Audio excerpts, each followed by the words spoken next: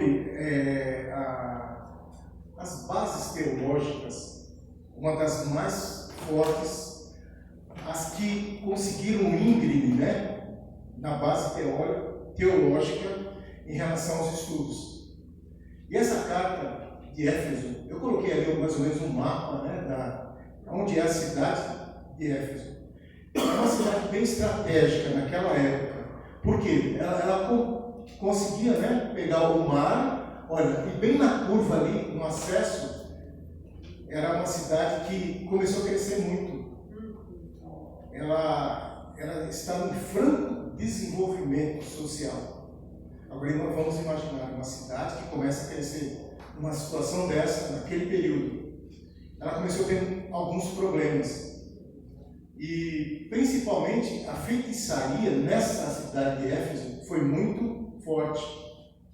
Uma cidade que começou a crescer economicamente, socialmente, começou a ter alguns problemas, né, de pobreza, de gente muito rica e muito pobre, e, ao mesmo tempo, ela foi crescendo por causa do ponto estratégico dela. Ou seja, o apóstolo Paulo, quando escreveu essa carta, ele escreveu com muito amor, mas também com muita exortação. O apóstolo Paulo, ele saiu de Éfeso, ficou 3 anos pregando lá, e depois que ele saiu dessa pregação, ele foi para uma cidade, ficou preso 2 anos, e foi para Roma. Quando chegou em Roma, que ele escreveu essa carta para Éfeso, com muito amor. Porque naquela época, os gentios, eles eram muito separados, né? Muito separados dos judeus. Existia uma barreira. E o apóstolo Paulo, ele enviou essa carta para acabar com essa divisão. Eu acho que isso não acontece nos dias de hoje, né? Existem essas divisões de gentios e os judeus. As pessoas, às vezes, que se apegam muito à religião e outros não se apegam a nada. E com isso, ele criou essa conscientização de enviar essa carta. Foi muito importante. Eu coloquei mais ou menos uma foto de como que era o panteão, né, da época. Era feito em mármore e muito ouro. Imagina como é que era essa cidade em volta desse panteão, né, nessa construção toda. E ao mesmo tempo, a cidade começou a fazer muitos souvenirs, né, que às vezes tem algumas cidades muito importantes, começou a criar muito isso. E o povo começou a ficar incrédulo. E nesse período que o apóstolo Paulo foi pregar em Éfeso. Imagina o conflito que ele criou ali. Ele chegou, começou a pregar sobre Cristo, começou a falar sobre a glória, uma das referências, né, de Cristo. E nisso ele começou a ficar mal visto. Por quê? Pelo que diz algumas citações das Escrituras, que o pessoal começou a pegar os livros, até esses souvenirs que eles diam, começaram a queimar em praça pública. Isso, o povo cristão que tinha se convertido na época. E foi muito importante. E eu já falei mais ou menos, né, sobre as estratégicas, geográfica, feitiçaria os conflitos, né? O apóstolo Paulo ficou 3 anos.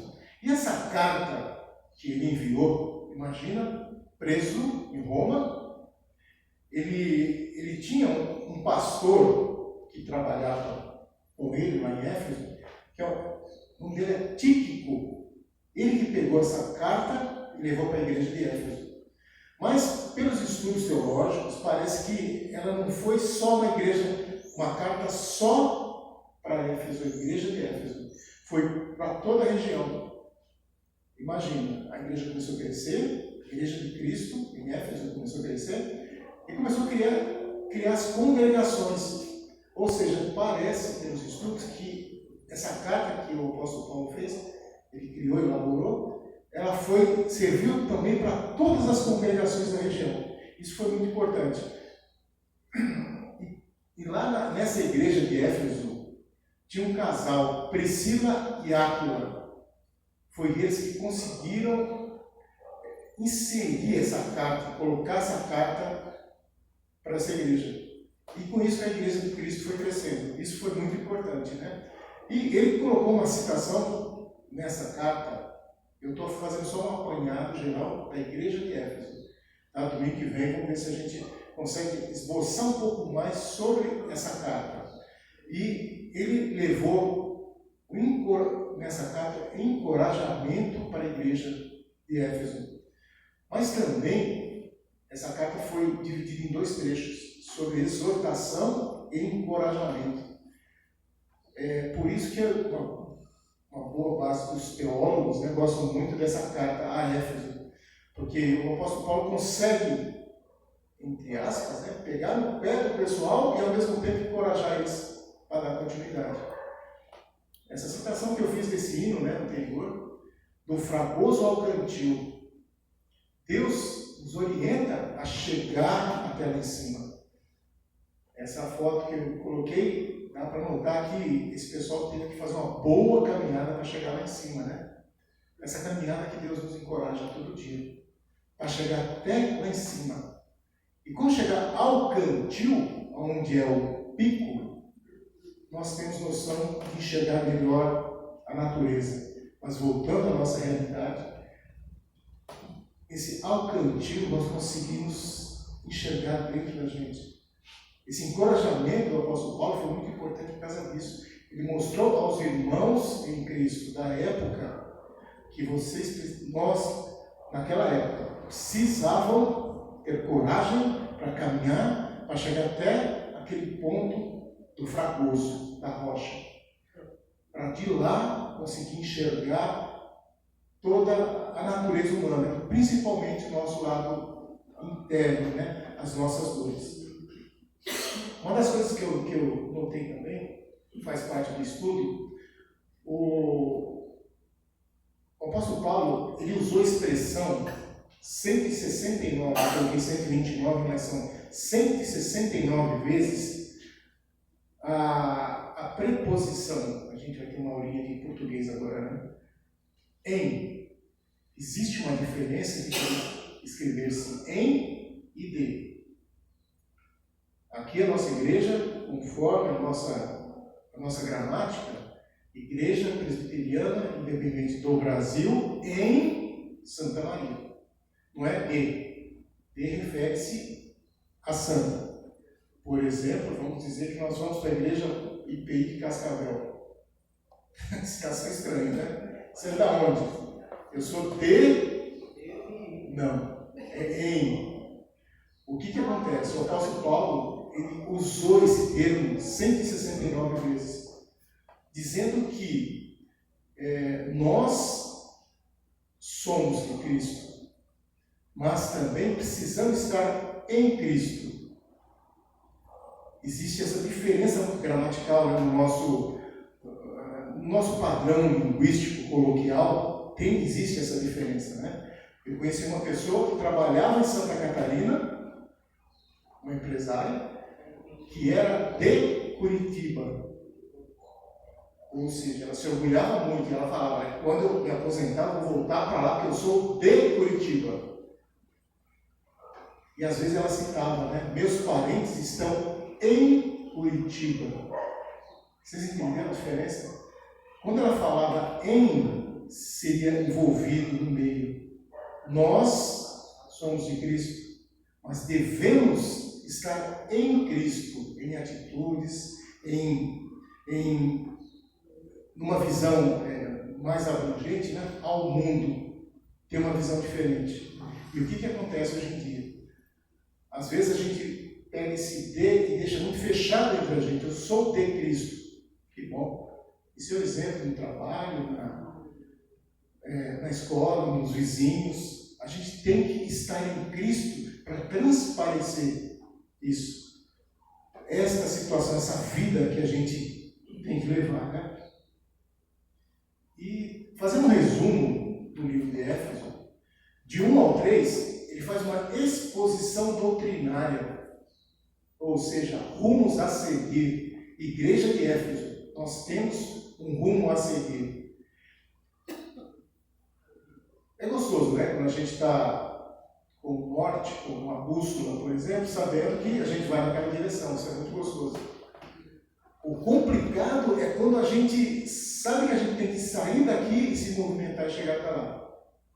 Isso a gente pode nos colocar também sobre a referência de Cristo. Cristo, ele mostra, através das Escrituras, o que nós devemos fazer diariamente. Viver em paz. Viver bem. A partir do momento que a gente vive bem, em paz, a gente consegue caminhar. Eu vi uma citação do pastor uma vez que eu achei muito importante e levo na minha vida, né? Eu sempre estou em paz. Sossegado nem sempre, né? Porque sossegado a gente tem que pagar as contas, tem que trabalhar, tem que fazer um monte de atividade. Mas a partir do momento que a gente está em paz, a gente consegue fazer muita coisa. E muita coisa acontece. Isso é muito importante para nós. E um dos pontos chaves, né, que nós podemos colocar sobre a vida do apóstolo Paulo, e o livro de Éfeso, ele tem, parece que um tema-chave, um tema onde aborda todos os setores, tudo de uma vez, né?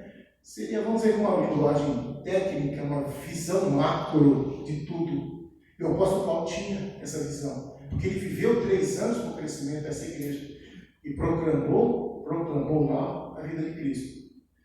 E Efésios 1:3.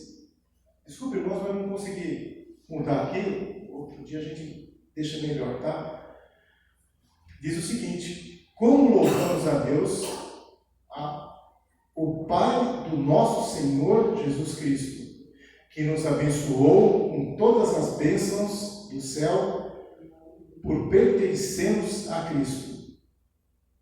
Ou seja, esse é vamos dizer que se a gente conseguisse centralizar todas as informações dessa carta de Paulo para Éfeso, seria baseado nesse versículo, onde ele engrandece o nome de Deus, ele engrandece também o nome de Cristo. Ou seja, quando engrandece, ele parte de uma particularidade.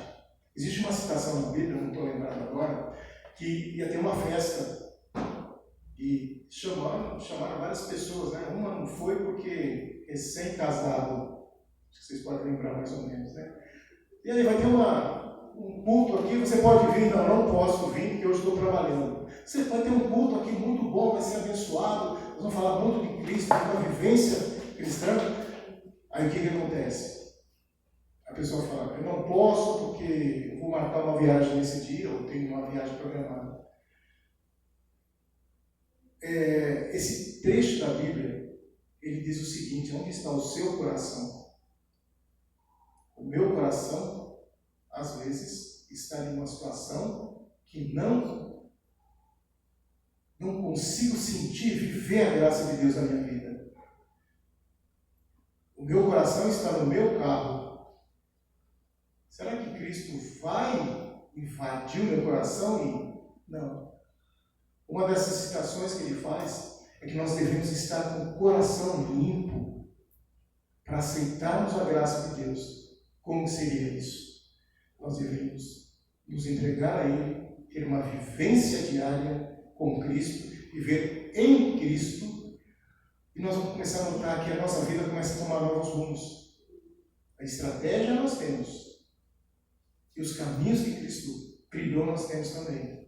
Ou seja, o crescimento está aí. Nós podemos crescer, chegar até o alcantil, até o ponto mais alto das nossas vidas. Para Deus, com isso, Deus permite a gente enxergar, ver as nossas nuances da vida, né? As nossas caídas, as nossas amplitudes. Às vezes nós estamos lá embaixo, né? Às vezes nós estamos lá em cima, né? Graças a Deus que Deus fez essa amplitude, né? Essa soma de Deus, de subir e descer. A nossa vida, às vezes, nós estamos bem. E às vezes nós estamos tristes. Isso é normal do ser humano. E quando Deus fez, cada um de nós pensou assim, né? Nós poderíamos ser como robôs, né? Imagina todo mundo aqui, robô, todo mundo igual, todo mundo gosta do verde. Todo mundo vai viver em cima do verde. A gente não ia ter essa sensibilidade de enxergar outras coisas. Mas graças a Deus, Deus tem nos dado força para quando estiver aqui embaixo, entender que Deus também está lá em cima. E quando a gente está lá em cima, agradece. Agradece porque você está enxergando a vida, está vendo uma vida totalmente diferente. E o nosso coração, quando nós aceitamos a graça de Deus, nosso coração tem que estar vazio. Às vezes nós precisamos nos desapegar a alguns assuntos. Nós devemos desapegar sobre algumas vivências da vida para conseguir caminhar e trilhar feliz. Amém? Amém. Semana que vem eu queria fazer uma explanação um pouco mais profunda, tá? Sobre a vida de Paulo, sobre essa carta, e principalmente os primeiros capítulos. Tá bom? Amém. Graças a Deus, e Deus abençoe a nossa semana. Amém. Amém? Glória a Deus.